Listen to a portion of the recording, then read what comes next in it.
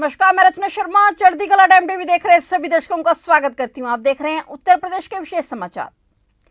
खबर गाजीपुर से है, जहां गिरते पारे के साथ चुनावी तापमान धीरे धीरे बढ़ रहा है। ऐसे में जनता भी अपनी समस्याओं को लेकर सड़क पर उतरना शुरू हो गई है। गाजीपुर के कोतवाली थाना क्षेत्र के सदर ब्लॉक गेट के ठीक सामने पांडे कॉलोनी के लोगों ने कॉलोनी की मुख्य सड़क के सामने बकायदा बैनर लगाकर चुनाव बहिष्कार कर दिया है और साफ शब्दों में लिखा है कि कृपया वोट मांगकर शर्मिंदा ना करें। कॉलोनी वासियों का कहना है कि सड़क का काम अभी तक 6 साल में पूरा नहीं हो पाया है। वे विभागों के चक्कर काट काट कर थक गए हैं, लेकिन उनकी समस्याओं का हल अभी तक नहीं हो पाया है। ये धरना प्रदर्शन क्यों कर रहे हैं आप? धरना प्रदर्शन हम लोगों को अब लगा कि बहुत लिखते पढ़ते 5 साल से हम लोग परेशान हैं। जगह जगह गड्ढा है। सारे लोग जब नया मकान बनवाए आज 35 साल के बाद लगभग सारे लोग रिटायर्ड हैं, एबव 70 ईयर्स हैं और ये गड्ढे में कभी कोई गिर रहा है, किसी का पैर हो रहा है, किसी का हाथ हो रहा है, कुछ टूट रहा है। 1-2 लोग कोरोना काल में मर भी गए। ये रोड बंद क्यों नहीं है? कुछ जानकारी मिली आप लोगों को? हम लोग के यहाँ से डीएम के यहाँ गए, आगे संगीता बलवंत के यहाँ गए। एक आध बार हमने उनको चिट्ठी भी दी तो उन्होंने बुला के उसको बहुत डांटा, अरे भाई क्यों नहीं बनाते हो। इवन के हमारे घर के बगल में इसमें हाई कोर्ट के जज उमेश कुमार श्रीवास्तव कार्यरत हैं, वो भी आए थे। उन्होंने भी एसडीएम सदर को बुला के कहा हुआ, कोई सुनवाई नहीं, कोई नहीं। वो कहते हैं बजट नहीं, वो कहते हैं कि नगर पालिका का है, तो वो कहते हैं कि ये जो है सेंट्रल का है। मतलब ये समझ में नहीं आता है कि ये बॉल की तरह से जो है ये योजना को इस तरफ से उस तरफ से फेंकते हैं। अब क्या करेंगे आप लोग? अब हम लोग यही करेंगे कि भाई बहुत कुछ करके हम लोग परेशान हैं। हम लोग गिर जाए, हाथ पैर टूट रहा है, सबके पास गाड़ियां हैं, कार है। रात को अभी इस तरह ऐसा मौसम चला है, किसी को हार्ट अटैक हो, किसी को बीमारी हो तो कार नहीं निकल सकती है। अब क्या करेंगे इसके लिए धरना प्रदर्शन? हम लोग अब यही करेंगे कि हम लोग कहते कहते परेशान हो गए, तो हम लोगों ने लगता है हम लोगों कि हम लोगों का जो एक पढ़ा लिखा और एक जो सभ्रांत समाज है वो हमारी कागज़ पत्तर लिखाई पढ़ाई से सुनने वाला नहीं है। इसलिए हम लोगों ने धरना प्रदर्शन किया है कि अब हम लोग किसी को वोट देंगे ही नहीं जब तक हमारी कॉलोनी का समाधान नहीं होता है। और कोई जनप्रतिनिधि आता है मांगने? आते थे लोग, लेकिन अब तो अभी कोई आपके कॉलोनी में क्या करेंगे? नहीं, हम लोग कहेंगे आप जाइए भैया, आप एकदम जाइए, कुछ बात ही नहीं करनी है। ठीक, धन्यवाद। मिर्जापुर के विंध्याचल थाना क्षेत्र स्थित बंगाली चौराहे के पास बैंक ऑफ बड़ौदा बैंक के एटीएम के सामने गोली चलने से अफरा तफरी मच गई। बंदूक गिरने से चली गोली में शहर कोतवाली क्षेत्र के पांडेपुर निवासी अनुज कुमार शुक्ला उम्र 47 वर्षीय पुत्र सीताराम घायल हो गए, जिन्हें प्राथमिक उपचार के बाद मंडलीय अस्पताल भेज दिया गया। ऐसा उस वक्त हुआ जब चेस्ट में रुपया भरने के लिए जीएस कंपनी का वाहन आया था। वैन में ड्यूटी पर सवार अनुज कुमार शुक्ला और लखनपुर निवासी मेराज अहमद 2 गार्ड तैनात थे। सभी वाहन सवार उतर चुके थे। अनुज कुमार शुक्ला अपनी लाइसेंसी बंदूक लेकर उतर रहे थे। उसी समय हाथ से बंदूक फिसलकर जमीन पर गिरा और गिरते ही फायरिंग होगी। तब तक अनुज ने बंदूक की नाल को पकड़ लिया था। नाल से निकली गोली दोनों हाथों में लग गई। हादसे की जानकारी पुलिस को दी गई। घायल को सामुदायिक स्वास्थ्य केंद्र विंध्याचल लाया गया। प्राथमिक उपचार के बाद मंडलीय अस्पताल रेफर कर दिया गया। सर, क्या नाम है उनका, क्या मामला है सर और क्या नाम है? ये विंध्याचल थाना अंतर्गत जो है बर्तर तिराहा है, उसी के पास में बैंक ऑफ बड़ौदा का एटीएम है। ये एजीएस कंपनी की एक गाड़ी है, उसमें ये गार्ड जो अनुज कुमार शुक्ला हैं ये उसमें काम करते हैं और उस जो मोबाइल वैन है वो जो है बैंकों में जाकर के एटीएम जो होते हैं उसमें पैसा मतलब एटीएम में डालती हैं। तो उसी दौरान जो है जब एटीएम में पैसा जो है उस मोबाइल वैन के कर्मचारी डाल रहे थे, तो जो गार्ड थे वो बाहर खड़े थे अपने जो है स्वयं के शस्त्र के साथ, और उसी दौरान जो है फिसल करके शस्त्र वो बता रहे हैं जैसा कि उन्हीं के द्वारा स्वयं बताया गया कि शस्त्र फिसल करके नीचे गिरी और दब करके उसी से जो है गोली चल गई और जिससे उनके हाथ पर, दाहिने हाथ पर और बाएं हाथ पर हल्के, दाहिने हाथ पर काफ़ी चोटें आई हैं और बाएं हाथ पर थोड़ी हल्की सी चोट आई है। तत्काल मौके पे पहुंचकर पुलिस के द्वारा सभी लोगों द्वारा मिलकर इलाज के लिए जो है शुरू किया गया और तत्काल जो है जिला अस्पताल में पहुंचा करके अभी इलाज चल रहा है। किसी प्रकार की कभी कोई ऐसी दिक्कत नहीं है, खतरे से बाहर है। Okay, thank you.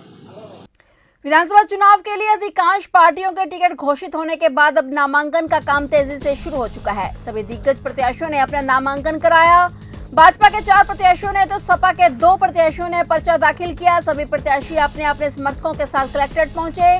Covid guidelines की वजह से कलेक्ट्रेट परिसर में केवल 2 ही लोगों को जाने की अनुमति है, मगर कलेक्ट्रेट के बाहर कोविड गाइडलाइंस की धज्जियां उड़ते हुए साफ देखा जा सकता था। उधर नामांकन की वजह से पुलिस ने कलेक्ट्रेट की ओर जाने वाले रास्तों को भी ब्लॉक कर दिया। केवल 2 पहिया वाहनों को ही जाने की अनुमति दी जा रही थी।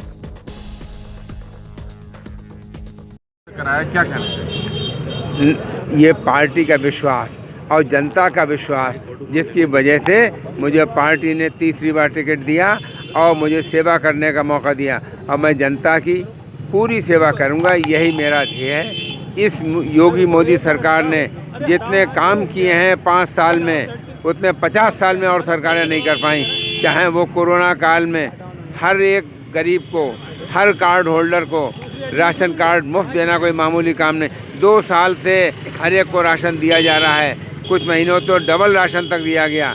हर एक के घर में बिजली है, बिजली पहले से बहुत बेहतर आ रही है। हर घर को पानी दिया जा रहा है, शहर के अंदर तो लगभग हर घर को पानी है।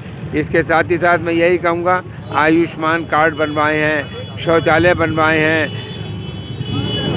गैस दी गई है, लॉ एंड ऑर्डर इतना इम्प्रूव कर दिया गया जिसका कुछ कहना नहीं।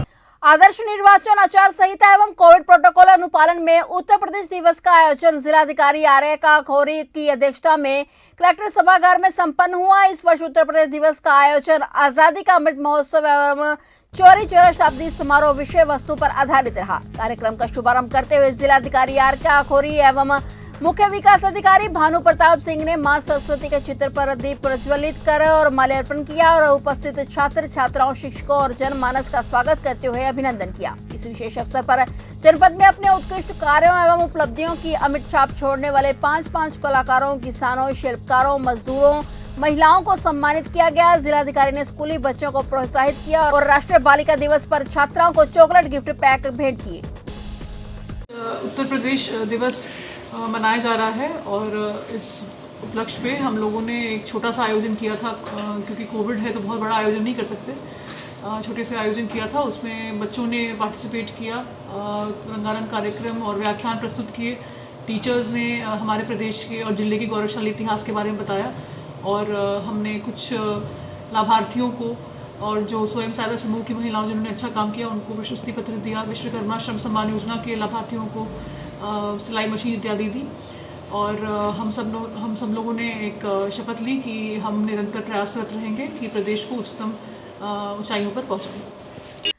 विधानसभा चुनाव के नामांकन को लेकर प्रशासन ने तैयारियां शुरू कर दी हैं। इसके लिए कलेक्ट्रेट में बैरिकेडिंग कराई जा रही है। जिला निर्वाचन अधिकारी प्रियंका निरंजन, पुलिस अधीक्षक रवि कुमार और अपर जिला निर्वाचन अधिकारी पूनम निगम ने तैयारियों को लेकर निरीक्षण किया और जरूरी दिशा निर्देश भी दिए। जिले में तीसरे चरण में चुनाव होना है, जिसके लिए नामांकन प्रक्रिया 25 जनवरी यानी आज से शुरू हो गई है। जिला निर्वाचन अधिकारी ने बताया कि नामांकन की प्रक्रिया 1 फरवरी तक चलेगी। नामांकन सुबह 11 बजे से 3 बजे तक प्राप्त किए जा सकेंगे। 2 फरवरी को इनकी जांच होगी। नामांकन कक्ष में एक व्यक्ति के साथ सिर्फ एक ही व्यक्ति के आने की अनुमति होगी। देखिए, कल जैसे कि आप सभी को अवगत हैं, तृतीय फेज में जनपद जालौन में भी चुनाव होना है और उसके लिए कल नोटिफिकेशन जारी हो जाएगी। नामांकन की प्रक्रिया प्रारंभ हो जाएगी। तो कलेक्ट्रेट परिसर में तीनों विधानसभाओं के प्रतिनिधियों के नामांकन के लिए किस प्रकार की व्यवस्थाएं की गई हैं, इसका निरीक्षण कप्तान साहब और मेरे द्वारा संयुक्त रूप से किया गया और संबंधित अधिकारियों को निर्देश दिया गया कि कोविड प्रोटोकॉल का पालन करते हुए जो अपनी नामांकन की प्रक्रिया है उसको संपन्न कराएंगे। राजनीतिक पार्टियों को कितने लोगों को आने की अनुमति है? वर्तमान में एक कैंडिडेट के साथ एक ही व्यक्ति के आने की अनुमति है और मात्र 2 वाहनों के ही आने की अनुमति होती है। इसके अलावा अगर कोई जुलूस की अनुमति लेनी पड़ेगी? नहीं, जुलूस रैली इत्यादि की 31 जनवरी तक चुनाव आयोग द्वारा रोक लगाई गई है।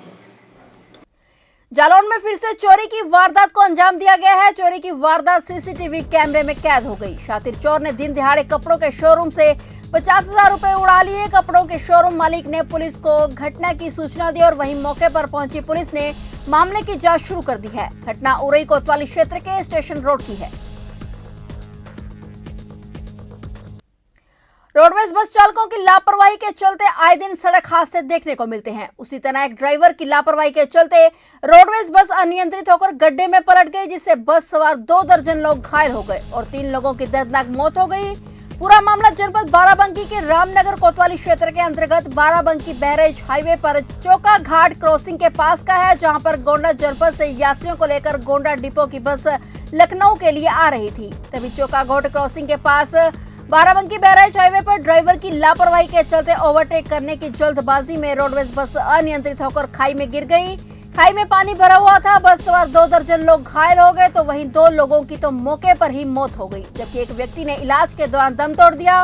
कोई सूचना पर वहीं पर पहुंची पुलिस ने रामनगर कोतवाली पुलिस ने आनन फानन में घायलों को सीएससी रामनगर में भर्ती कराया, जहां पर गंभीर रूप से घायल 18 लोगों को जिला अस्पताल रेफर कर दिया गया और जहां पर उनका इलाज जारी है। कैसे क्या हुआ? जहाँ जान नहीं पाया कैसे लग गई गाड़ी, बस पानी के 2 दिन पलटा था, पानी में गिर गई। कितने लोग सवार थे बस? लगभग 45 लोग। कितने घायल हुए? घायल कितने हुए? लगभग 15 घायल हो गए। आप कौन है, क्या किस बस के? उसी की जो लड़ी थी, किस डिपो की बस थी ये? कैसा कर दी? हाँ, कहाँ जा रहे थे? क्या नाम? लखनऊ। क्या नाम आपका? राजेंद्र प्रसाद यादव, कहाँ के निवासी हैं आप? गोंडा। ड्राइवर साहब कहाँ?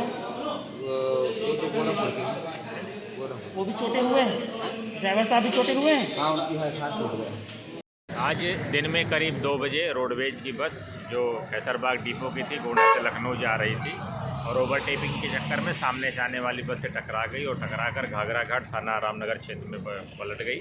पलटने से लगभग 24 व्यक्तियों की को चोटें आई हैं और अस्पताल सबको भेजा गया, तो वहाँ पे 2 व्यक्तियों की मृत्यु हो गई है।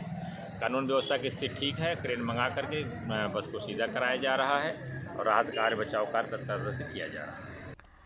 चंदौली में चोरों ने 2 दुकानों को निशाना बनाते हुए उन पर हाथ साफ कर दिया। चोरों ने सराफा व जनरल स्टोर दुकान पर धावा बोला और दोनों दुकानों से लाखों की चोरी कर डाली। वहीं चोरों ने नकदी समेत सामान पर भी हाथ साफ कर डाला। दुकान का शटर खोलकर चोरों ने चोरी की वारदात को अंजाम दिया। घटना सदर कोतवाली क्षेत्र के जगदीश सराय ग्राम की है। फिलहाल उत्तर प्रदेश के विशेष समाचार में इतना ही। तब तक के लिए देखते रहिए चढ़ती कला टाइम टीवी और मुझे दीजिए इजाजत। धन्यवाद।